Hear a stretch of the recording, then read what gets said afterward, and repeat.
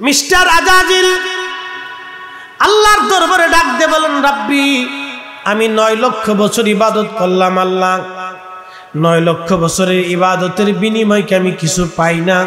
আল্লাহ বলেন কি চাও? তখনও যদি বলে রাব্বি আমারে মাফ করে দেন, আল্লাহ কিন্তু তারে মাফ করে দেয়, কিন্তু ওর মনে বড় শয়তানি। ডাক দেখো আল্লাহ আমারে কিয়ামত পর্যন্ত হায়াত দিবা। আল্লাহ বলেন তা দিলাম, আর কি চাও? বলে রাব্বি আমারে তুমি তাম পৃথিবী তাসাররুফ করব, তাম পৃথিবী ঘুরে আসবো 1 সেকেন্ডে 1 মুহূর্তে, এই ক্ষমতা তুমি আমারে দাও। আল্লাহ বলেন তাও দিলাম, আর কি চাও?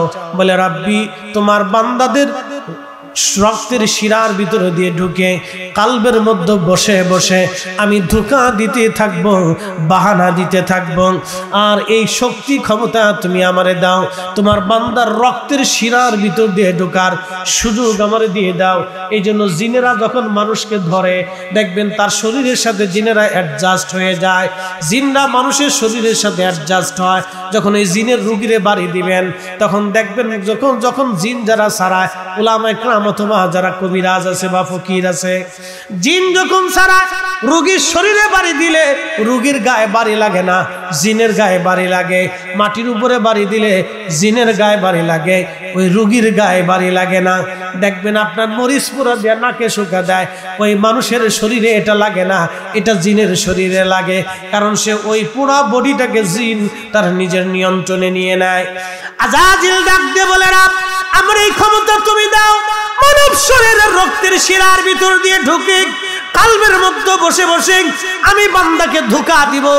আল্লাহ ডাক দিয়ে বলেন আজাজিল কি করতে চাও তুমি? বলে রাব তোর ইজ্জত জালালের কসম করে বলি তোমার একটা বান্দাকেও আমি জান্নাতে ঢুকতে দেব না, সব ধোঁকা দিয়ে দিয়ে দিয়ে দিয়ে গুনাহ করাবো।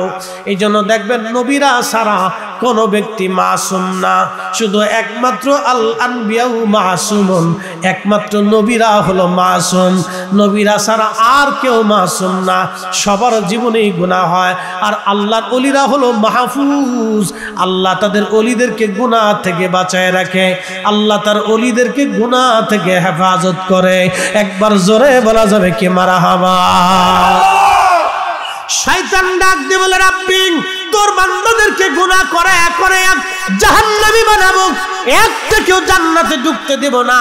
আল্লাহ তখন ধমক দিয়ে বললেন হে আজাজিল তুই শুনে রাখ, আমি আল্লাহর ইজ্জত জালালের কসম করে বলতেছি, তুই শুনে রাখ, আমার বান্দারে তুই ধোঁকা দিয়া গুনাহ করাবি, আমার বান্দা গুনাহ করার পরে যদি আমি রব্বে কারীমের দরবারে ক্ষমা চাই, ক্ষমা চাইতে দেরি হবে, আমি আল্লাহ ক্ষমা করতে দেরি করব না। না না একসাথে বলেন আল্লাহু আকবার। আজকে ওরা কারা যারা দোয়া বন্ধ করে দিয়েছে? ওরা হলো শয়তানের দালাল। আসতে বললেন কেন? কি বেজার হয়ে গেছে? উচিত কথায় মই বাজার, গরম ভাতে বিলাই বাজার, ডাল ভাতে কুটুম বাজার। আজকে যারা দোয়া বন্ধ করে দিয়েছে তারা শয়তানের দালালি শুরু করছে। বলে হুজুর কিভাবে বললেন আপনি? বুঝাই বলতেছি, দোয়া করবেন, রব্বে কারীমের দরবারে ক্ষমা চাবেন, ক্ষমা হয়ে যাবে। আল্লাহ বলেন কুল ইয়া ইবাদিয়াল্লাযীনা আসরাফু আলা আনফুসিহিম লা তাকুনাতু মির রাহমাতিল্লাহ। আল্লাহু আকবার। হাবিব আপনি আমার উম্মত তোমার বান্দাদেরকে বলে দেন, হে আমার বান্দারা তোমরা তোমাদের নফসের সাথে যতই জুলুম করো, কবিরা গুনাহ যতই তোমরা করো, চিন্তার কোনো কারণ নাই, ভয়ের কোনো কারণ নাই। তোমরা আমি আল্লাহর রহমত থেকে তুমি নিরাশ হয়ো না। আল্লাহ বলেন তোমার জীবনের সমস্ত গুনাহগুলিকে আমি রব্বে কারীম ক্ষমা করে দিব, মাফ করে দিব। একবার জোরে বলা যাবে কি সুবহানাল্লাহ। আপনারা বলেন দোয়া কি চলবে না বন্ধ হবে? না না একসাথে বলেন চলবে না বন্ধ হবে? দোয়ার দরকার আছে না নাই?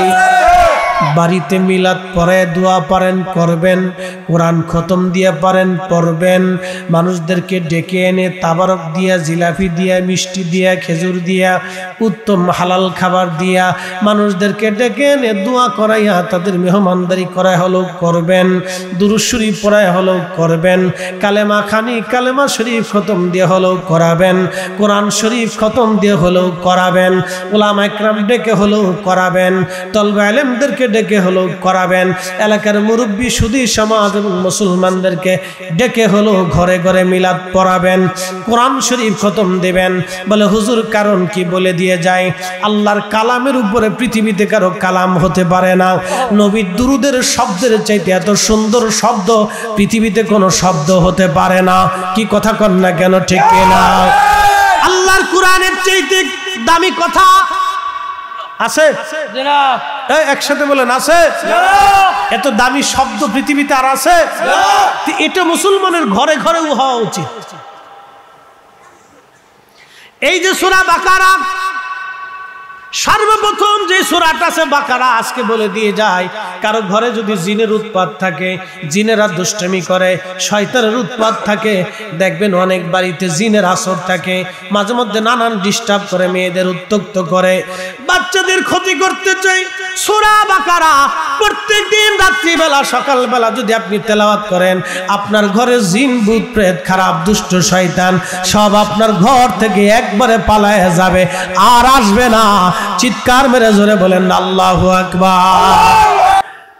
প্রিয় লাকসামবাসী, কথাগুলি বুঝে যাবেন। আল্লাহর কালামের মতো এত সুন্দর শব্দ, এত চমৎকার কথা কারো কথা হতে পারে না।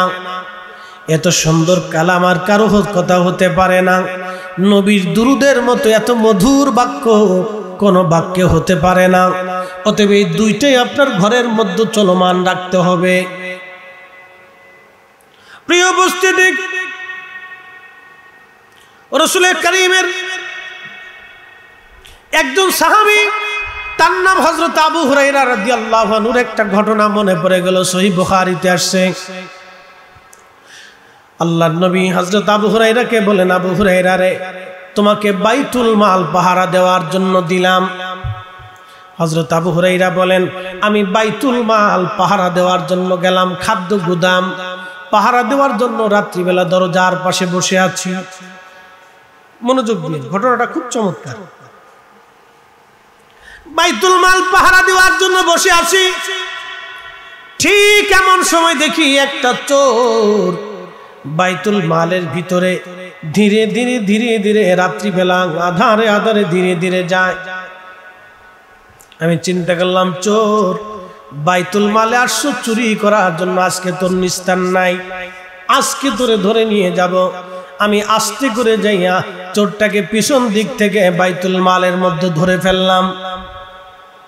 সে গমের যে বাইতুল মালের ভিতরে যে গম ছিল, এই গমের যে ঝুড়ি ছিল, ঝুড়ির মধ্যে হাত দিয়ে গম নিতে গেছে। আমি তার পিছন দিক থেকে জাপটে ধরলাম, চোর আজকে তোরে রসুলের দরবারে নিয়ে যাব। আর নবীর দরবারে চুরির বিধান ছিল হাত কেটে ফেলে দেওয়া। আজকে যদি সরকারি ভাবে দুর্নীতি চুরি যারা করে, ঘুষ সুদ যারা খায়, তাদের হাত কাটার বিধান যদি আজকে ইসলামে থাকতো, আজকে রাষ্ট্রের মধ্যে যদি থাকতো, সারা বাংলাদেশে একটা চোরও খুঁজে পাওয়া যাইতো না। কি কথা কন না কেন? ঠিক কিনা? একটা চোরও থাকতো না। প্রিয় উপস্থিতি, খুবই মনোযোগ দিয়ে শুনিয়া যান। চোরের বিধান ছিল হাত কেটে ফেলে দেওয়া। চোর ধরে নিয়ে যাবে আবু হুরায়রা রাদিয়াল্লাহু আনহু। চোর ডাক দিয়া বিনয়ের সাথে বলে, আবু হুরায়রা রে, আমি বড় গরিব, আমি বড় অভাবী আবু হুরায়রা। আবু হুরায়রা, আমারে মাফ করে দাও, আমি আর চুরি করতে আসবো না, আমারে ছেড়ে দাও, অভাব আমাকে চুরি করতে বাধ্য করেছে। হযরত আবু হুরায়রা রাদিয়াল্লাহু আনহু দয়া লেগে গেল। যারা তাকওয়াশীল আল্লাহওয়ালা, তাদের অন্তরে দয়া বেশি হয়। দেখবেন, যারা তাকওয়াশীল আল্লাহওয়ালা, তাদের অন্তরে দয়া হয় এবং তারা সৎ হয়। পেঁচ গোছ মারফিয়াত এত কিছু তারা বুঝে না। খুব মনোযোগ দিয়ে কথাগুলি শুনবেন। হযরত আবু হুরায়রা চোর ছেড়ে দিলেন। আহা, চোর ছেড়ে দেওয়ার পরে ফজরের আজান পড়ে গেল। আসসালাতু খায়রুম মিনান নাওম।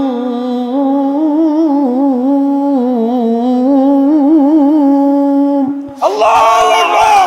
নামাজ ভালো, ঘুম থেকে নামাজ ভালো। যখন আজানের আওয়াজ পড়ে গেল, হযরত আবু হুরায়রা বলতেছেন, আমি ধীরে ধীরে ধীরে ধীরে আল্লাহর নবীর পিছনে নামাজ পড়ার জন্য চলে গেলাম। আল্লাহর হাবিবের পিছনে সালাত আদায় করলাম ফজরের নামাজ পড়ার পরে আল্লাহর নবীর আদত ছিল ঘুরে বসে সাহাবায়ে কেরামকে তালিম তরবিয়ত দিতেন। এমন সময় নবীজি আবু হুরায়রার দিকে তাকায়া ছোট্ট করে মুস্কি হাসি দিয়ে বলেন, আবু হুরায়রা রে, রাতের চোর আজকে কি বলছে? চিৎকার মেরে জোরে বলেন না মারহাবা। ওরে রাহমাতুল লিল আলামিন, আপনি উম্মতের জাবিন, গুনাহগারের অতি আপনজন। কথা কোন ঠিক কিনা? রাত্রিবেলা চোরের সাথে আবু হুরায়রার কথা হয়, কেউ জানে না, কিন্তু আমার রাসূলের দরবারে খবর হয়। আল্লাহর নবী ডাক দেয়া বলেন, আবু হুরায়রা, রাতের চোর কি বলেছে? আবু হুরায়রা মাথাটা নরম করে নিচু করে বলেন, ইয়া রাসূলুল্লাহ, চোর এসেছিল, ধরে ফেলেছি। অনুনয় বিনয়ের সাথে বলল, সে নাকি বড় অভাবী, আমার বড় দয়া লাগছে ইয়া নবী আল্লাহ, আমি চোর ছেড়ে দিয়েছি। আল্লাহর নবী মুস্কি হাসি দিয়ে বলেন, আবু হুরায়রা রে, চোর মিথ্যা কথা বলেছে, আগামীকাল রাত্রিবেলা চোর আবার আসবে। চিৎকার মেরে জোরে বলেন আল্লাহু আকবার। নবীর দরবারে খবর আছে না? না।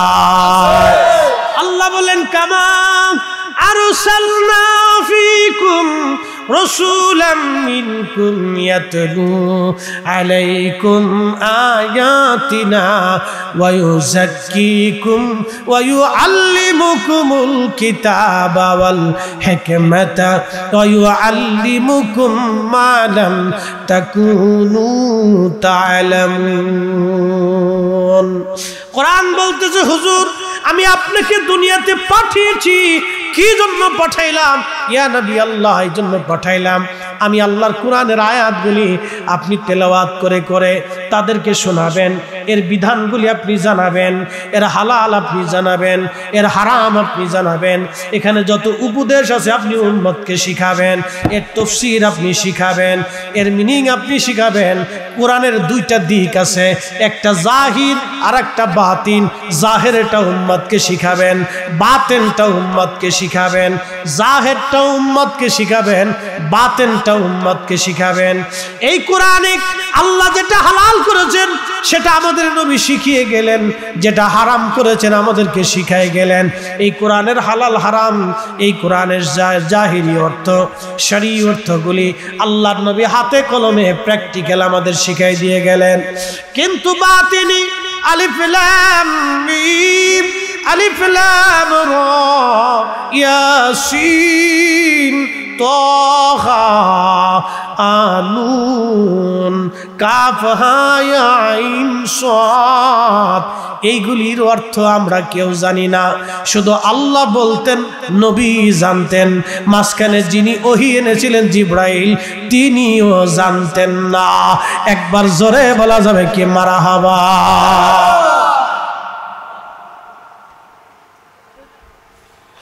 এই কোরআনের জাহির এবং বাতিন। জাহির কি? জাহিরটা তো শরীয় জ্ঞান, এটা জানিয়ে গেলেন নবীজি। বাতিন কি? বাতিনটা বুঝাই দিয়ে যায়। হযরত ওমর খুতবা দিচ্ছেন মদিনায় দাঁড়াইয়া, ঠিক এমন সময় এই যে পার্সিয়ান, বর্তমান ইরান, নেহানদের যুদ্ধের ময়দানে 200 মাইল দূর বিরাট বড় পারস্য বাহিনীর সামনে, রোম সৈন্য, বিরাট বড় ও সৈন্য বাহিনীর সামনে সাহাবীরা বিপদগ্রস্ত হয়ে গেলেন। হযরত ওমর খুতবা দেন। খুতবার সময় হযরত ওমরের কালবের দরওয়াজা খুলে গেল। খুলে যাবার সঙ্গে সঙ্গে হযরত ওমর দেখলেন নেহবানদের যুদ্ধের ময়দানে মুসলমান বিপদগ্রস্ত হয়ে গেছে। ঠিক তখনই মদিনা থেকে হযরত ওমর একটা আওয়াজ দিলেন, ইয়া সারিয়া আল জাবাল, আল জাবাল, হে সারিয়া, হে সেনাপতি, পাহাড় পাহাড় পাহাড়, তুমি পাহাড়ের দিকে তাকাও, পাহাড়ে তুমি আশ্রয় নাও। সারিয়া সেনাপতি বলতেছেন, আমি দেখলাম পার্শ্ববর্তী বিরাট বড় পাহাড়, আমি আমার সৈন্যবাহিনীকে পাহাড়ের দিকে মার্চ করাইলাম, মুভ করাই দিলাম। সমস্ত সৈন্যরা পাহাড় আশ্রয় নিল। কাফের সৈন্যবাহিনীর আক্রমণ থেকে মুসলমানরা বেঁচে গেল। ওই দিন মুসলমানদের বিজয় হয়ে গেল।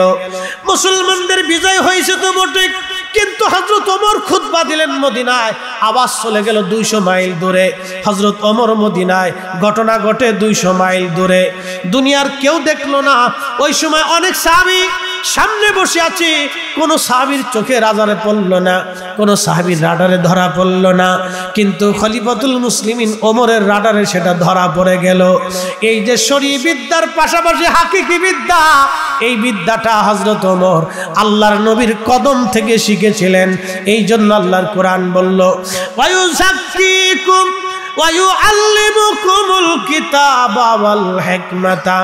ও নবী, আপনি উম্মতকে পবিত্র বানাবেন, ওয়ায়ুযাক্কিকুম, উম্মতরে পাক বানাবেন। কয়েকদিন আগে আমাদের বাংলাদেশের একজন শাইখুল হাদিস তামিরুল মিল্লাত মাদ্রাসার একজন মুহাদ্দিসের বক্তব্য শুনলাম, আল্লাহ তাকে হেদায়েত করুক। সে বলতেছে এইভাবে, ওয়াজাদাকা দাল্লান ফাহাদা। হে নবী, আপনি কোরআন নাজিল হওয়ার আগে আপনি হেদায়েত প্রাপ্ত ছিলেন না, আপনি অনবহিত ছিলেন, হেদায়েতের পথে আপনি কিছুই জানতেন না, আমি আল্লাহ আপনাকে হেদায়েত দিয়েছি। দেখেন নবীজিকে তিনি বুঝাইতে চান, হে নবী, 40 বছর আগে আপনি হেদায়েত ছিলেন না, 40 বছর পরে কোরআন নাজিল হওয়ার পরে আপনি হেদায়েত পাইছেন। একবার জোরে বলা যাবে কি নাউজুবিল্লাহ। আল্লাহর কোরআন বলতেছে, ওয়ায়ুযাক্কিকুম, আপনাকে পবিত্র বানানোর জন্য পাঠিয়েছি। কথাটা আপনাদেরকে বুঝে যাওয়া লাগবে, কথাটা শুনে যাওয়া লাগবে, শিখে যাওয়া লাগবে। ওয়ায়ুযাক্কিকুম, আপনি উম্মতকে পবিত্র বানাবেন। আচ্ছা আপনারা বলেন, বোতলের মধ্যে পানি থাকে, এই বোতলের মধ্যে পানি আছে, টিউবওয়েলের মধ্যে পানি আছে, অথবা এক বদনা এক লুটা পানি আপনি নিয়েছেন ওযু করার জন্য। এখন পানি দিয়ে ওযু করলে শরীর পাক হবে, পানি দিয়ে গোসল করলে শরীর পাক হবে। এখন ওই এক বদনা পানির মধ্যে যদি 1 ফোঁটা এই গরুর পেশাব থাকে, তাহলে বলেন ওই বদনার পানি দিয়ে ওযু করলে কি নামাজ হবে? ওযু হবে? কারণ কি ওই পানি নিজেই নাপাক। পানি কি কথা কন না কেন? পানি কি নাপাক। নাপাক পানি দিয়ে আপনি পাক হতে পারবেন না। আল্লাহ বলেন, ওয়ায়ুযাক্কিকুম, নবী আপনারে পবিত্র বানানোর জন্য দুনিয়াতে পাঠিয়েছি। উম্মতকে পবিত্র বানাবেন আপনি। নবী পাক, নবী নিজে পাক, উম্মতকে পাক বানানোর জন্য এসেছেন। 40 বছর আগেও নবী পাক, 40 বছর পরেও নবী পাক। কি কথা কন না কেন? ঠিক কি না? 40 বছর আগেও নবী পাক। আপনাদেরকে প্রশ্ন করি, জবাব দিবেন। যে বলল 40 বছর আগে নবী হেদায়েতে ছিলেন না, এখন আপনারা বলেন 40 বছরে কোরআন নাজিল হওয়ার আগে আমার নবীজি জীবনে একটা মিথ্যা বলেছে? কথা বোঝা যায়? নবীজি কি একটা মিথ্যা বলেছেন? কোন নারীর দিকে, বেগানা নারীর দিকে একটা বারের জন্য ভুলেও তাকিয়েছেন? নবীর জীবনে 40 বছরে কোরআন নাজিল হওয়ার আগে কোনো ভুল ছিল, কোনো ত্রুটি ছিল, চরিত্রে গন্ডগোল ছিল, আমানত নষ্ট করেছেন? চল পরিমাণ এই লাকসামবাসী আমার দিকে তাকান। কোরআন নাজিল হওয়ার আগে, এই কোরআন আল্লাহর নবীর কাল মুবারকে আসার আগে নবীজি কি চুল পরিমাণও অন্যায়, অপরাধ, ভুল, ত্রুটি, খাতা, বিচ্যুতি, নাপাকি, খারা, সারাবি, জাহিলিয়াতের কুকর্ম, অকর্ম আমার নবীকে কি স্পর্শ করেছে? না না, একসাথে বলেন, সাক্ষ্য দেন, বলেন করেছে? কোন প্রমাণ আছে? কিয়ামত পর্যন্ত প্রমাণ চাইলে কেউ প্রমাণ দিতে পারবে না। তার মানে কোরআন নাজিল হওয়ার আগেও নবী পবিত্র। প্রিয় উপস্থিতি, খুবই মনোযোগ দিয়ে শুনে রাখবেন। হযরত আবু হুরায়রার মনে বিরাট বড় মায়া লাগলো, চোর ছেড়ে দিয়েছে, আবার ফজরের আযান দিল, আসসালাতু খায়রুম মিনান নাওম।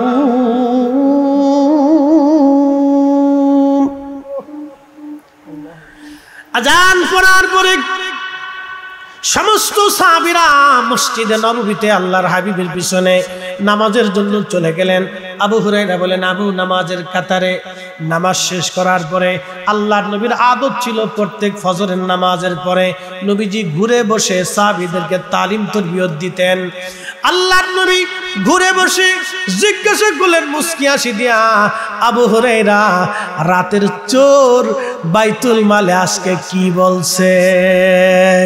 আবু হুরায়রা মুস্কি হাসি দিয়া বলেন, ইয়া রাসূলুল্লাহ, ছেলে সন্তান মেয়েরা ক্ষুধার্তর অভিযোগ দিয়েছে, কান্নাকাটি করছে। আমি আবু হুরায়রার মনে বড় মায়া লাগছে, হুজুর আজকেও চোর আমি ছেড়ে দিয়েছি, চোর আজকেও ছেড়ে দিয়েছি। আল্লাহর নবী ডাক দিয়ে বলেন, আবু হুরায়রা, তুমি চোর ছেড়ে দিয়েছো, সে বড় মিথ্যাবাদী ধোঁকাবাজ, সে কালকে রাত্রিবেলা আবার আসবে। একসাথে বলবেন আল্লাহু আকবার। না না, আরো জোরে বলেন আল্লাহু আকবার। নবীর দরবারে খবর আসে না নাই? এজন্য ওনার নাম নবী। নবী শব্দের অর্থ হলো যিনি অদৃশ্যের সংবাদ দিয়ে দেন তাকে নবী বলা হয়।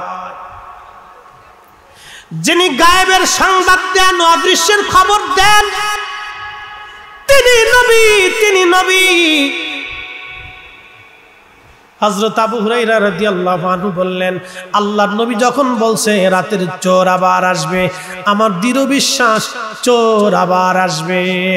তৃতীয় রাত্রিবেলা চোর ধরার জন্য আমি বাইতুল মালের এক কোণে বসে রইলাম, দেখি আজকে চোর, আজকে আর ওরে সহজে ছাড়া যাবে না। আবু হুরায়রা রাদিয়াল্লাহু আনহু নিয়ত করে বসে আছেন। গভীর রাত্রিবেলা দেখে ধীরে ধীরে সেই চোর আবার আসছে, গমের ভিতরে হাত ঢুকাই দিছে গম নেওয়ার জন্য। হযরত আবু হুরায়রা পিছন দিক থেকে জাপটে ধরলেন, চোর রে, আজকে আর তোরে ছাড়া যাবে না, আজকে 3 রাত তুই আমার সঙ্গে বাহানা করতেছিস, আজকে তোকে রসুলের দরবারে ধরে নিয়ে যাব। চোর ডাক দিয়ে বলে, আবু হুরায়রা রে, তুমি আমাকে ছেড়ে দাও। আবু হুরায়রা, তুমি যদি আমার ছেড়ে দাও তাহলে তোমাকে আমি একটা দোয়া শিক্ষা দিয়ে যাব, এমন একটা কালাম তোমারে শিখাবো। ও আবু হুরায়রা, কোরআন শরীফ থেকে এমন একটা আমল তোমারে শিখাবো, যে আমলটা করলে সারা রাত তো তোমার ঘরের মধ্যে ফেরেশতা পাহারা দিবে, শয়তান তোমার ঘরের মধ্যে ঢুকতে পারবে না। চিৎকার মেরে জোরে বলেন না মারহাবা। আবু হুরায়রা বলে, সত্যি কি শিখাবা? বলে, হ্যাঁ সত্যি তোমারে শিখাবো, তুমি যদি আমার ছেড়ে দাও তাহলে আমলটা শিখাই দিয়ে যাব। হযরত আবু হুরায়রা বলেন, আচ্ছা ঠিক আছে, ছেড়ে দিলাম, তো আমলটা তুমি আমারে শিখাও। বলে, আবু হুরায়রা রে, আয়াতুল কুরসি, আয়াতুল কুরসি, আয়াতুল কুরসি, আল্লাহু লা ইলাহা ইল্লা হুয়াল হাইয়ুল কাইয়্যুম লা তাখুযুহু সিনাতুন ওয়ালা নাওম। এই আয়াতুল কুরসি তুমি যদি রাত্রিবেলা এশার নামাজের পরে ঘুমানোর আগে তুমি তোমার রাতের ঘরে যদি তুমি তেলাওয়াত করে ঘুমাও, তাহলে তোমার দরজার পাশে অথবা তোমার ঘরের ভিতরে তোমার বিছানার পাশে আল্লাহর একজন রহমতের ফেরেশতা দাঁড়ায় থাকবে। সারা রাত্র ভর শয়তান তোমার ঘরে আসতে পারবে না, ঢুকতে পারবে না। কোরআন শরীফের আয়াত আয়াতুল কুরসি যদি আপনি তেলাওয়াত করে ঘুমান, মুসলমানের ঘরে ঘরে কোরআনের আওয়াজ দরকার।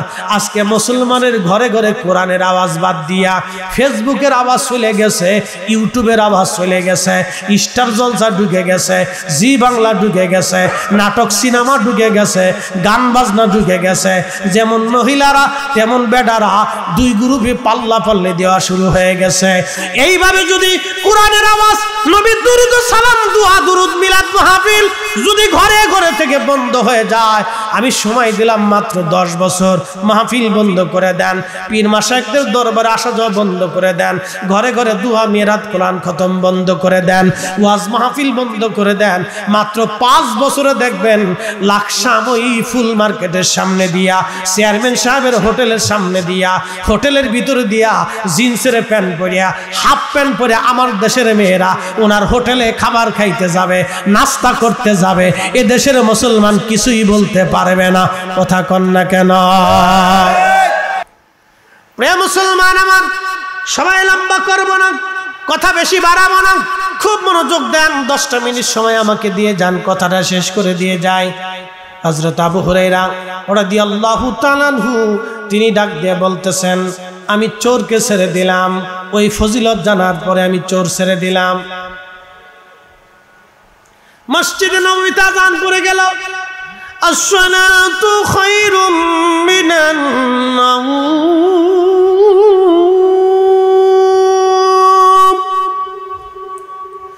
ঘুম থেকে নামাজ উত্তম, ঘুম থেকে নামাজ ভালো। সমস্ত সাহাবীরা আল্লাহর নবীর পিছনে ইক্তেদা করার জন্য রওনা হয়ে গেল। আমিও নামাজ পড়লাম। ফজরের নামাজ পড়ে নবীজি ঘুরে বসে আমার দিকে তাকায় মুস্কি হাসি দিয়ে বলল, আবু হুরায়রা আজকে চোর কি বলেছে? আবু হুরায়রা আজকে চোর কি বলছে? আবু হুরায়রা বললেন, হুজুর আজকেও চোর ধরছিলাম, কিন্তু আজকে আমার এমন একটা কালাম শিখিয়ে দিয়ে গেছে, এর ফজিলত বলে দিয়ে গেছে, যার কারণে আমি চোর ছেড়ে দিয়েছি। বলে কি শিখাইছে? বলি ইয়া নবী আল্লাহ, সে আমারে বলে দিয়ে গেছে প্রত্যেক রাত্রিবেলা ঘুমোতে যাওয়ার আগে এশার নামাজের পরে নিজের বেডরুমে ঘরের মধ্যে কেউ যদি আয়াতুল কুরসি পবিত্রতার সাথে তেলাওয়াত করে, বিশুদ্ধতার সাথে আয়াতুল কুরসি তেলাওয়াত করে, তাহলে ওই ঘরের মধ্যে আমার আল্লাহ আল্লাহর আসমান থেকে একজন রহমতের ফেরেশতা পাঠায় দিবে। ওই রহমতের ফেরেশতা ওই সারা রাত্র ঘরের মধ্যে পাহারা দিতে থাকবে। ওই ঘরের ভিতরে শয়তান আর আসতে পারবে না, দুষ্ট জিন ঢুকতে পারবে না। একবার জোরে বলা যাবে কি আল্লাহু আকবার? আল্লাহর নবী ডাক দিয়ে বলেন, আবু হুরায়রা চোরে ঠিকই কইছে। সুবহানাল্লাহ, সুবহানাল্লাহ। চোরে ঠিকই কইছে, চোরে তো ঠিকই বলছে, কিন্তু সে মিথ্যাবাদী। তুমি জানো আজকে 3 রাত তোমার সাথে কে বাহানা করছে? আবু হুরায়রা বলেন, আল্লাহু ওয়া রাসূলুহু আলাম, আল্লাহ জানে, নবী জানে। মারহাবা কইলেন না? আল্লাহ জানে, কথা কন না কেন? আল্লাহ জানে, নবী জানে।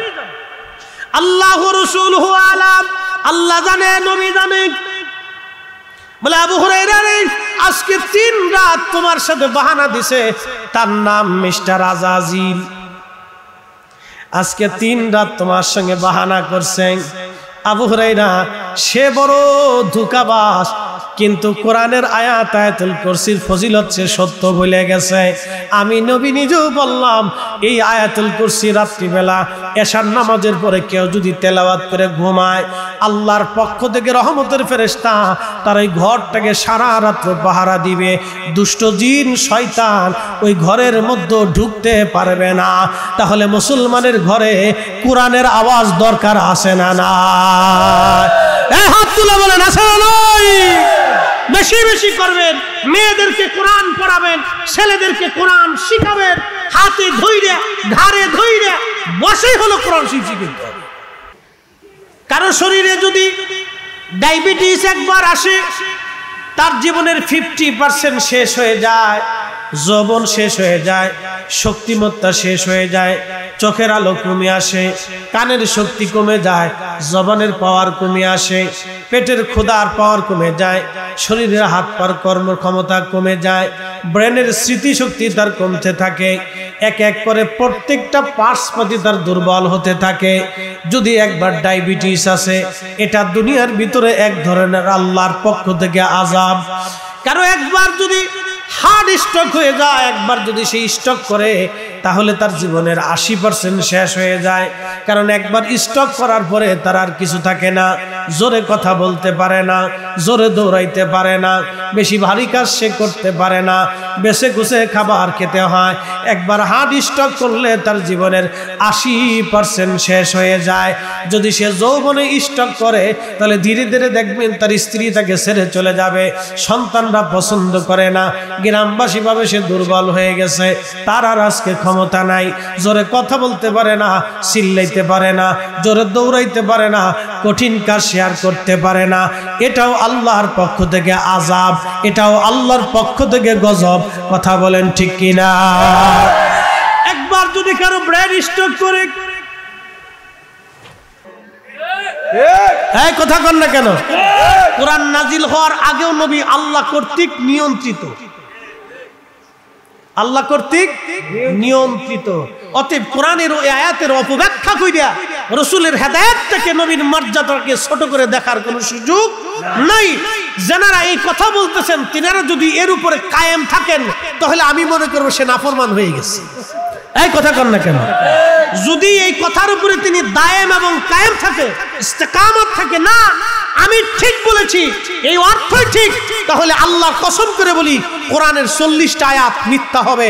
তার ভিতরে একটা আয়াত ওয়ায়ুযাক্কিকুম, আপনাকে পবিত্র বানানোর জন্য পাঠিয়েছি, ওয়ায়ুআল্লিমুকুমুল কিতাব, উম্মতকে আপনি কিতাব শিক্ষা দিবেন, ওয়ায়ুআল্লিমুল কিতাব ওয়াল হিকমা, হিকমত শিক্ষা দিবেন, ওয়ায়ুআল্লিমুকুম মা লাম তাকুনু তা'লামুন, উম্মত যাহা জানতো না আপনি তাহা উম্মতকে শিখাবেন।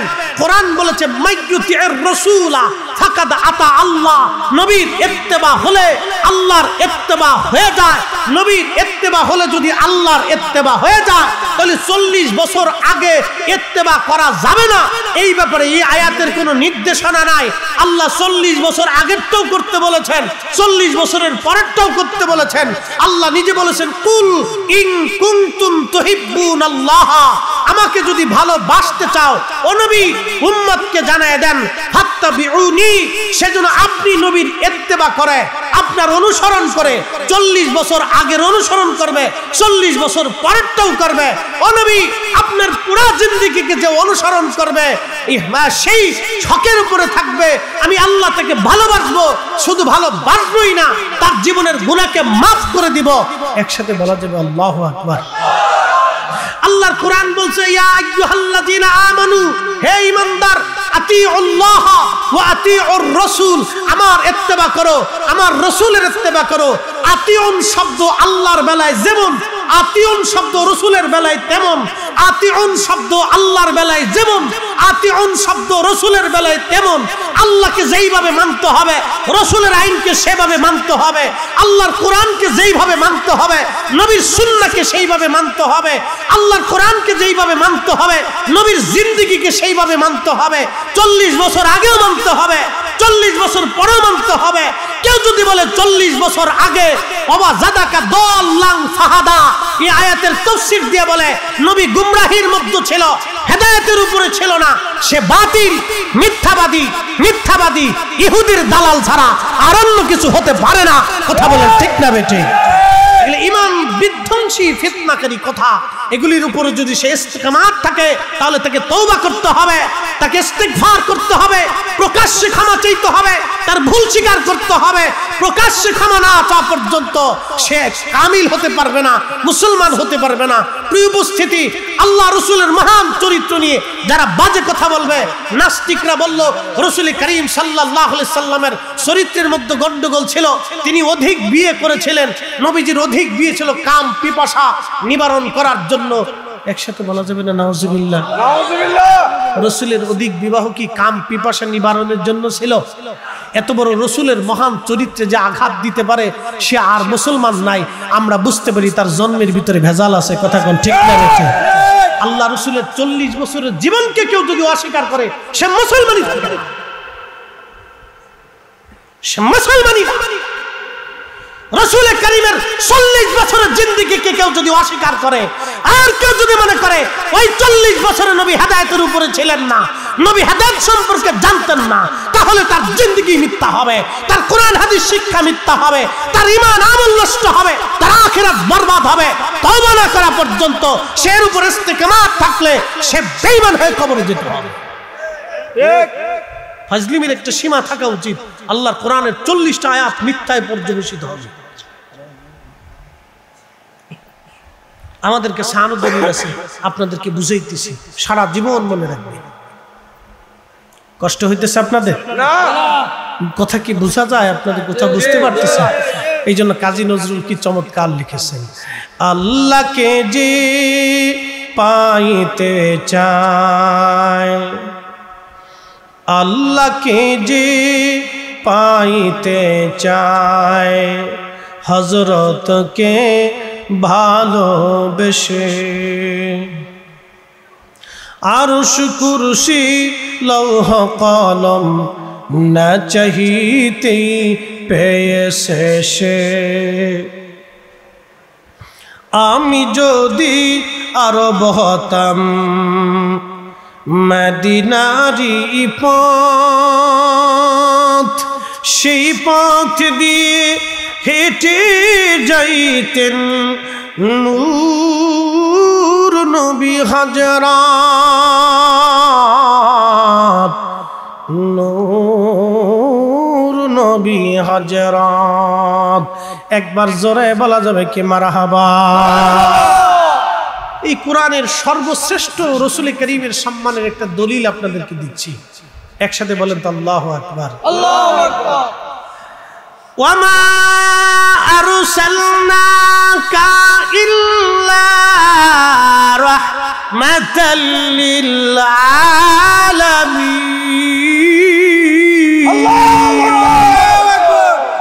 এখান থেকে বুঝে যান আপনাকে পাঠিয়েছি শুধু এই জন্য, ইল্লা শুধু এই জন্য পাঠিয়েছি, রাহমাতাল লিল আলামিন, আপনি সমস্ত জগৎ সমূহের জন্য রহমত। প্রশ্ন করি, জবাব দিবেন। 40 বছর আগে কোরআন নাজিলের 40 বছর আগে নবী রহমত ছিলেন না, 40 বছরের পরে রহমত, নাকি বলেন? কি মনে হয় আপনাদের? কোরআন নাজিলের 40 বছর শুধু আগে না, সৃষ্টির প্রথম থেকে সৃষ্টির জন্য নবী রহমত। কি কথা বলেন ঠিক কিনা? সৃষ্টির প্রারম্ভ থেকে সমগ্র সৃষ্টির জন্য নবী রহমত, নবী রাহমাতুল লিল আলামিন। ওরে রাহমাতুল লিল আলামিন, আপনি উম্মতের জাবিন, গুনাহগারের অতি আপনজন, আল্লাহর নবী, নূরের নবী, ও আপনি নবী আমার জীবনের জীবন, আল্লাহর নবী, নূরের নবী, ও আপনি নবী আমার জীবনের জীবন, আপনি আমার জীবন সাথী, অন্ধকার কবরের বাতি, আপনি সারা বাঁচে না জীবন, আল্লাহর নবী, নূরের নবী, ও আপনি আমার জীবনের জীবন।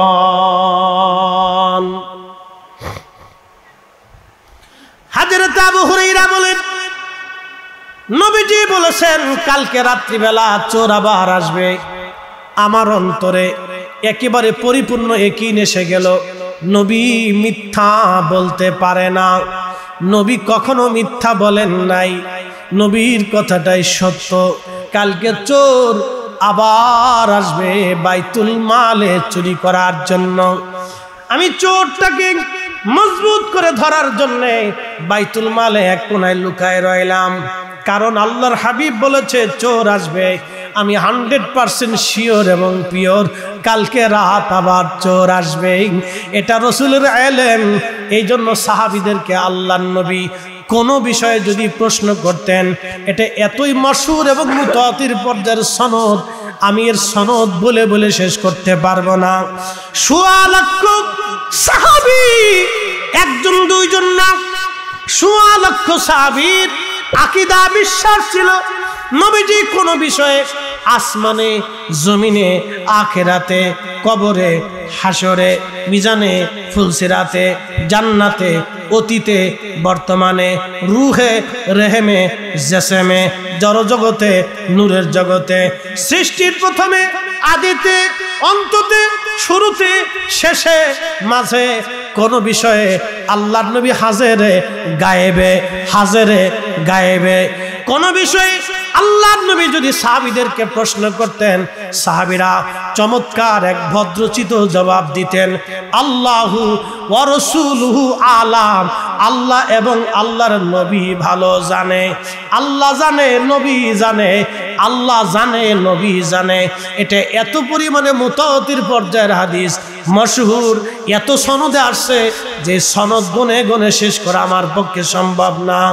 ১৬ লক্ষ সাহাবী আকীদা ছিল, বিশ্বাস ছিল, একটা কথা তারা বলতেন, আল্লাহু ওয়া রাসূলুহু আলাম, আল্লাহ জানে, আল্লাহর নবী ভালো জানে। আল্লাহর পরেই যিনি জানতেন তিনি নবী, আল্লাহর পরেই যিনি জানেন তিনি নবী। আর আমরা যদি বলি নবী জানেন, আল্লাহ জানেন, নবী জানেন, কিছু ভাইরা আমাদেরকে শিরিকের ব্যাখ্যা দিবে, বেদাতের তবকা দিবে, মাজার পূজারীর খেতাব দিবে, বেদাতির তবকা দিয়ে আমাদেরকে হাই চেষ্টা করবে। তুমি আমারে বেদাতি বানাইতে পারো, সাহাবীদেরকে বেদাতি বানাইতে পারবা না। আমারে মাজার পূজারী বলতে পারো, সাহাবীদেরকে পড়তে পারবা না। আমারে তুমি ওই ভণ্ড বলে গালি দিতে পারো, কিন্তু সাহাবীরা পারবা না। ১৬ লক্ষ সাহাবী যেইভাবে বিশ্বাস করতেন হাজারে গায়েবে, আল্লাহু ওয়া রাসূলুহু আলাম, আল্লাহ জানে, নবী জানে। আমরাও সুন্নিরা মানি আল্লাহ জানে, নবী জানে। কি কথা বলেন, ঠিক কিনা? আল্লাহ জানে, নবী জানে, আল্লাহু রাসূলুহু আলাম, আল্লাহ জানে, নবী জানে, আল্লাহ জানে, নবী জানে। এটা আমাদের আকীদা না, ১৬ লক্ষ সাহাবীর আকীদা ছিল। হযরতে আবু হুরায়রা বললেন, চোর আসবে রাত্রিবেলা, আমি বাইতুল মালের মধ্যে পালায় রইলাম, আজকে চোর তোরে সারা যাবে না। আমি পালাই রইছি, ঠিক এমন সময় দেখলাম ওই চোরটা আবার ধীরে ধীরে ধীরে ধীরে এসে বাইতুল মালের গমের মধ্যে হাত দিয়েছে গম চুরি করার জন্য। পিছন দিক থেকে জাপটে ধরে শক্ত করে ধরে বললাম, চোর আজকে আবার আসছিস, তোকে আজকে ছেড়ে দেব না, ধরে নিয়ে যাব, নবীর দরবারে তোকে নিয়ে যাব। কালকে একবার আমারে বাহানা দিয়েছিস, আজকে তোরে সারা যাবে না রে চোর, তুই আজকে আবার আসছিস। চোর এবার কেঁদে দিয়ে বলল, আবু হুরায়রা রে, আমারে মাফ করে দাও, আমার বাচ্চারা না খেয়ে রইছে, বাচ্চারা ক্ষুধার কারণে কান্না করতেছে, এই জন্য আমার বড় দয়া হচ্ছে রে আবু হুরায়রা, আমার সন্তানরা না খাওয়া, আমারে কষ্ট দিও না, আমার বাচ্চারা ক্ষুধার্ত, আজকে তুমি আমার ছেড়ে দাও, আমি আর কোনোদিন আসবো না। আবু হুরায়রা বললেন, ওই রাত্রিবেলাও আমার বড় মায়া লেগে গেল। বুজুর্গ যারা তাদের মায়া বেশি, আল্লাহকে যারা সেজদা বেশি দেয় তাদের দয়া বেশি, দুরুদ যারা বেশি পড়ে তাদের অন্তর রহম বেশি, তাদের দিল সাফ, চেহারা খুব মোলায়েম, চেহারার ভিতরে নূর চমকায়। দুরুদ বেশি না পড়লে চেহারায় নূর আসবে না, কখনোই না। ইশকে রাসূল কলিজায় না থাকলে চেহারায় নূর আসবেই না, কখনোই চেহারা নূর আসবে না, অবশ্যই না। দয়া করে এই ঠান্ডা বাতাসটাকে একবারে ঠান্ডা করে আপনার শরীরের সাথে ম্যাচিং করে এবং স্বাস্থ্যের অনুকূল করে দিয়ে আল্লাহ আমাদের জন্য প্রবাহিত করে দিচ্ছেন। যিনি বাতাস প্রবাহিত করেন, তিনি গরম দেন, তিনি আবার আল্লাহ আমাদেরকে শান্তি দেন। এই যে মাঝখানে প্রচন্ড গরম গেছে, বৃষ্টি নাই, বাতাসও গরম, আবহাওয়া গরম, রাতেও গরম, দিনেও গরম, মানুষ এমন পরিস্থিতি হয়েছে যে লুঙ্গির কাপড় খুলিয়ে অনেকে রাত্রিবেলা ঘুমাইছে। কি কথা খারাপ হয়েছে, অনেকে লুঙ্গি খুলিয়া উপরে উঠাই দিয়ে শুয়ে রয়েছে। কি গরমের গরম, আপনি যত লুঙ্গি উপরে উঠান গরম তো ঠান্ডা বানানোর কোনো সুযোগ নাই। আবার আল্লাহ দয়া করে বৃষ্টি দিয়ে আবার সারা বাংলাদেশ ঠান্ডা বানাই দিছে। কথা কোন ঠিক কিনা? তাহলে এই অপরিসীম ক্ষমতার মালিককে, এই দয়ার মালিককে, তাহলে ইবাদত হবে কার? জিকির হবে কার? আইন মানব কার? আল্লাহ যাহা আদেশ করছেন তাহা মেনে চলবো, যাহা নিষেধ করছেন তাহা ছেড়ে দিব। কথা বলেন ঠিক না বেঠিক? যদি না দেই তাহলে কি হবে? আল্লাহর কোরআন আরো বলতেছেন, যাহারাল ফাসাদু ফিল বাররি ওয়াল বাহরি বিমা কাসাবাত আইদিন নাসি লিউযীকাহুম বা'দাল্লাযী আমিলু।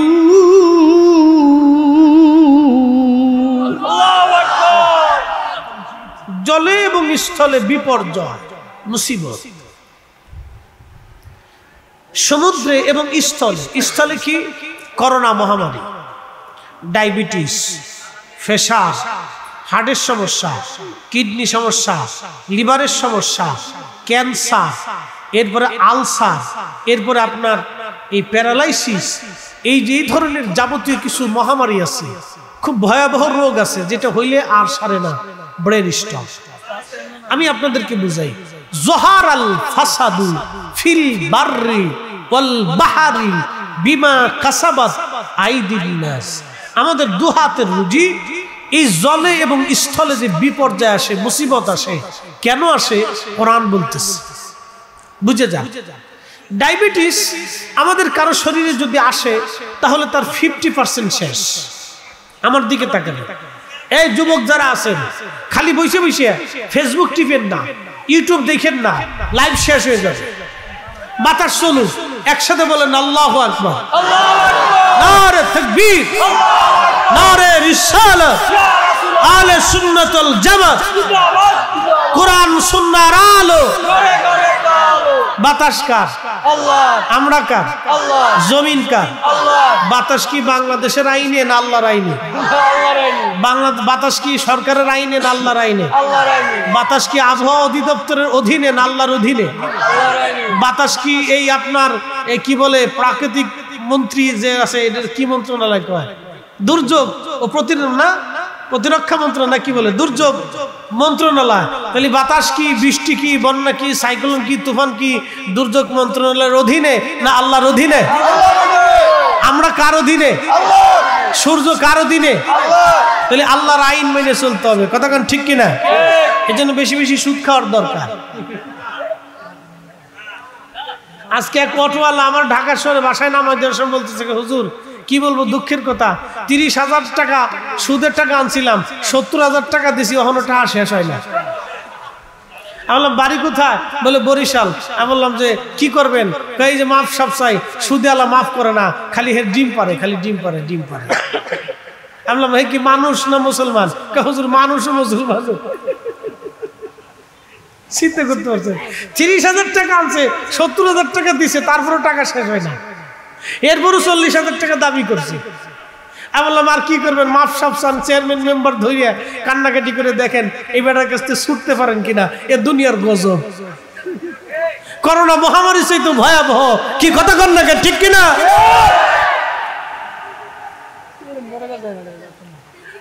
প্রিয় মুসলমান, লাকসামবাসী খুবই মনোযোগ দিয়ে কথাগুলি শুনে যাবেন। আল্লাহর কোরআন বলল, জহারাল ফাসাদু ফিল বাররি ওয়াল বাহরি বিমা কাসাবাত আইদিন নাস। দাদা বয়স কত? দাদুর বয়স কত? 100 কাছাকাছি। হ্যাঁ, 80-র উপরে এখন আপনি দুনিয়াতে আছেন। আল্লাহু আকবার, জোরে কোন না আল্লাহু আকবার। তারপরে মাহফিলের সামনে বসে রয়েছি। কি কথা কন না, ঠিক কিনা? আল্লাহ কি মানুষের চেহারা দেখে? আল্লাহ ওই অন্তরটা দেখে। যে বৃদ্ধকালে এখানে বসে রয়েছে, ওনার জীবনের গুনাহ আল্লাহ মাফ করে দিছে। কিন্তু আল্লাহর পরীক্ষা, উনি পাস করছে। যে 80-85 বছর বয়সে, এই যে 70-80 বছর, 60 বছর, 65 বছর বয়সে, এই 70-80 বছর বয়সে এই মানুষগুলি বসে রয়েছে। এই যে বসা থাকাটা, এটা আল্লাহর আনুগত্য। এই যে বসে রয়েছে, সেটা আল্লাহর আনুগত্য, আল্লাহ সন্তুষ্টি, আল্লাহ খুশি হয়ে গেছে। ফেরেশতাদেরকে বলে, এই ফেরেশতারা, আমার বুড়া বান্দা, ওর শক্তি কেড়ে নিয়েছি, চুল পাকিয়ে ফেলেছি, চামড়া গুছিয়েছি, রক্ত ঠান্ডা করেছি, চোখের আলো নিয়েছি, হাতের শক্তি নিয়েছি, পায়ের শক্তি নিয়েছি, ব্রেনের শক্তি নিয়েছি। আমার বান্দা দেখ, আমার বান্দা ভেগা ভেগা চোখে, ভেগা ভেগা চেহারা নিয়ে আমার জান্নাতের বাগানে বসে রয়েছে, গুনার জন্য মাফ চায়, জীবনের জন্য অনুতপ্ত হচ্ছে। যা, আমি রহমান আর রহিম নামের খাতিরে আমার এই বৃদ্ধ বান্দার জীবনের সব গুনাহকে মাফ করে দিলাম। বাবাজি ভয় নাই, আল্লাহ ক্ষমা করতে বলা। আর রহমান আর রহিম, রব বলেছে আমি ক্ষমা করতে ভালোবাসি, বান্দা ক্ষমা চাইলে আমি আল্লাহ ক্ষমা করে দিই। মিস্টার আজাজিল তো চিনেন আপনারা, জীবনে সাক্ষাৎ টাক্ষাৎ হয়েছে কিনা? মানুষ শয়তানের সাথে সাক্ষাৎ হয়েছে। বলে হুজুর মানুষ শয়তান কিরা? যে বেটা ঘুষ খায়, যে বেটা সুদ খায়, এটা হলো মানুষ শয়তান। যে বেটা ক্লিকবাজি করে, এটা হলো মানুষ শয়তান। কি ঠিক আসতে করলেন? ক্লিকবাজি বুঝছেন নি? ক্লিকবাজি করে সমাজে ভেজাল বাঁধায়, পরিবারে ভেজাল বাঁধায়, স্বামী স্ত্রী ঝগড়া বাঁধায়, মা পুত্র অশান্তি বাঁধায়, ভাই ভাই জঞ্জাল বাঁধায়, বন্ধু বন্ধু ভেজাল বাঁধায়, প্রতিবেশী ঝগড়া বাঁধায়, গ্রামে অশান্তি বাঁধায়, গ্রামে গ্রামে যুদ্ধ বাঁধাই দেয়। এরা হলো ক্লিকবাজ। এই দুনিয়ার শয়তান যদি দেখতে চান তো ক্লিকবাজের চেহারা দেখলে বুঝবেন এটা হলো আজাজিলের খালাতো ভাই। কথা খারাপ খুশি ভাই? একবারে ক্লিয়ার কথা। চেয়ারম্যান সাহেব এখানে বসে রয়েছে, উনরা জানে সমাজে এই প্রকারের লোকের অভাব নাই, কারণ ওনাদের কাছে সালিশ দরবার বহুত কিছু আসে। এই কাজগুলি করবে, এগুলো আমাদের জন্য গুরুত্বপূর্ণ। ফতুয়া মাইরিয়ে আজকে মুসলমানের 12টা বাজায় বলছে, খালি ফতুয়া ফতুয়া ফতুয়া মেরিয়ে দাও। এক একজন এসে এক এক রুলসে এক এক সিস্টেমে খালি নিজের ক্রেডিট বোঝাইতেছে। এগুলি কি রে ভাই? আমার দিকে তাকান, ওয়াজ আমার শেষ, কথা আর বাড়াবো না। মুসিবত আমাদের দেশে চেপে আসতেছে যত দিন যাচ্ছে। শোনেন, নারী সমাজ যদি বেপর্দা হয়ে যায় এর চেয়ে মহামারী পৃথিবীতে আর কিছু নাই। কি কথা কর না কেন, না বুঝেন না? নারী জাতি যদি বেপর্দা হয়, নারী জাতির যদি শরম না থাকে, তাহলে বুঝতে হবে আমরা ধ্বংসের দ্বার প্রান্তে চলে আসছি। কিয়ামতের একবারে ভয়াবহ আলামতে কুবরা আমাদের সামনে চলে আসতেছে। আমাদের যত দিন যাচ্ছে পশ্চিমা বিশ্বের মতো আমাদের নারীরাও খুব ফাস্ট দ্রুত গতিতে আগায় যাইতেছে। এখন আমাদের করণীয় কি? আমাদের করণীয় আমাদের সন্তানদেরকে আদব শিক্ষা দেওয়া, কোরআন শিক্ষা, প্রিয় নবীর সুন্নাহ শিক্ষা দেওয়া, আমাদের বাচ্চাদেরকে বসায় বসায় বসায় বসায় কোরআন সুন্নাহ নিয়ম নীতিগুলি এগুলি শিক্ষা দেওয়া। না না বল বুঝতে পারছেন? এগুলি আমাদেরকে শিক্ষা দেয়। প্রিয় উপস্থিতি, এগুলো যদি আমরা করতে পারি তাহলে আশা করি আমরা সাকসেস হব। আমরা সবাই কবরে চলে যাব। আমাদের সন্তানদেরকে নিয়ে আমরা জিজ্ঞাসিত হব। আমরা আমাদের সন্তানদেরকে, স্ত্রীদেরকে কিভাবে চালিয়েছিলাম, পরিবার কিভাবে চালিয়েছিলাম। এই যে চেয়ারম্যান সাহেব এখানে উপস্থিত আছেন, ওনার ইউনিয়ন সম্পর্কে উনি জিজ্ঞাসিত হবে। গ্রামের মাতুব্বর তিনি গ্রাম সম্পর্কে জিজ্ঞাসিত হবে। পরিবারের যিনি প্রধান আছেন তিনি পরিবার সম্পর্কে জিজ্ঞাসিত হবে। রাষ্ট্রের যিনি প্রধান আছেন তিনি রাষ্ট্র সম্পর্কে জিজ্ঞাসিত হবে। জেলার যিনি ডিসি আছেন তিনি জেলা সম্পর্কে জিজ্ঞাসিত হবেন। এই থানার যিনি এমপি আছেন তিনি থানা সম্পর্কে জিজ্ঞাসিত হবেন।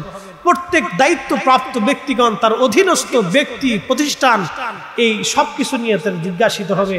যিনি 1000 কোটি টাকার মালিক তাকে সম্পদ সম্পর্কে জিজ্ঞাসিত হবে। যিনি ভিখারি, কিছুই নাই, তার কিচ্ছু নাই, এর উপর তিনি জিজ্ঞাসিত হবে। যিনি আলেম আছেন, মাদ্রাসার মুহাদ্দিস আছেন, প্রিন্সিপাল আছেন, তিনার এই মাদ্রাসা সম্পর্কে তিনি জিজ্ঞাসিত হবেন। আমি বক্তা, আমার জীবনের বক্তব্য কথা সম্পর্কে আমি জিজ্ঞাসিত হব। প্রত্যেকটা বান্দা তার জীবনের উপর জিজ্ঞাসিত হবে সেই দিন আল্লাহর আদালতে। তো এই জিজ্ঞাসা থেকে, প্রশ্ন থেকে বাঁচার জন্য আমাকে আপনাকে অবশ্যই আমাদের সন্তানদেরকে কোরআন সুন্নাহর দিকে ধাবিত করতে হবে। কোরআন তাদের হৃদয়ে গেঁথে দিতে হবে, বুঝাইতে হবে, পড়াইতে হবে। আমাদের নারীদেরকে পর্দার ভিতরে খাস পর্দা শিখাইতে হবে। শোনেন, খালি বুরকা মুড়ি দিয়ে রাস্তায় দিলেই পর্দা হয়ে যায় না। আজকে আসার সময় ব্রিজের পাশে দিয়ে এক বুরকাওয়ালা বেডি আর এক বেডার লগে বইসে দস্তাদস্তি করতেছে। কি বলবেন? আমি দেখি হাসতে হাসতে পারছেন, আর শয়তান বুরকার ভিতরে ঢুকে গেছে। বুঝতে পারছেন? বুরকার ইজ্জত শেষ। হাত মোজা, পা মোজা, সিনার কোনো কায়দা নেই, মাপ থেকে পা পর্যন্ত ঢাকতেছে। বোটানিক্যাল গার্ডেনে যায় চুপচাপ বৈশা প্রেম নিবেদন চলতেছে। সি সি সি, বুরকার ইজ্জত শেষ। এই জন্য খাস পর্দা শিখাইতে হবে। খাস পর্দা বুঝেন, মেয়েদেরকে পর্দা শিখাইতে হবে যে পুরুষ থেকে কিভাবে নিজেকে নিরাপত্তা দিতে হয়, এটা শিখাইতে হবে। এটা আপনার স্ত্রীর দায়িত্ব, আপনার মায়ের দায়িত্ব, আপনার বোনের দায়িত্ব, তার পরবর্তী জেনারেশনকে শিখাই দেওয়া। আপনি যেমন বাচ্চাকে রাস্তা পার হবেন কেমনে শিক্ষা দেন, স্কুলে কেমনে যাবেন শিক্ষা দেন, বড়দের সাথে কিভাবে সালাম দিতে হবে, কথা বলতে হবে শিক্ষা দেন, কিভাবে লিখতে হবে শিক্ষা দেন, কিভাবে কথা বলতে হবে শিক্ষা দেন। ও আপনার মেয়েটাকে ওইভাবে পর্দা শিক্ষা দিতে হবে। আপনার ছেলেটাকে ব্যবহার শিক্ষা দিতে হবে, তাকে ন্যায় নীতি শিক্ষা দিতে হবে। হালাল হারাম ছোটকাল থেকে বুঝাইতে হবে যে এটা হারাম, এটা হালাল, এটা বৈধ, এটা অবৈধ, এটা করা যাবে, এটা করা যাবে না, এগুলি শিখাইতে হবে। বুঝতে পারছেন? এই জন্য আমাদেরকে এগুলো শিখতে হবে। আল্লাহ আমাদের প্রত্যেকের তৌফিক দিক, সকলে বলেন আমিন। আসেন নবীজিকে দাঁড়ায় সালাম জানাই, ইয়া নবী সালাম আলাইকা, রাসূল সালাম ইয়া হাবিব সালাম আলাইকা, সালাম